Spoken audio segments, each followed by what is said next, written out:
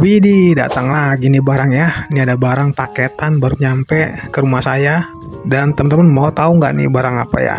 Nih saya lagi beli ya buat kesehatan tubuh saya ya. Sekarang karena saya sering pusing, sering pegel-pegel ya kan, sering linu nih kalau lagi ngedit atau lagi kerja ya. Dan saya putuskan memakai alat ini ya karena saya takut nih ke rumah sakit, mendingan saya pakai ini aja nih.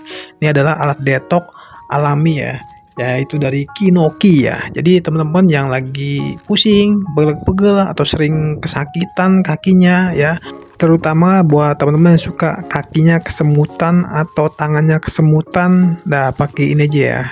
Ini adalah alat detok alami ya.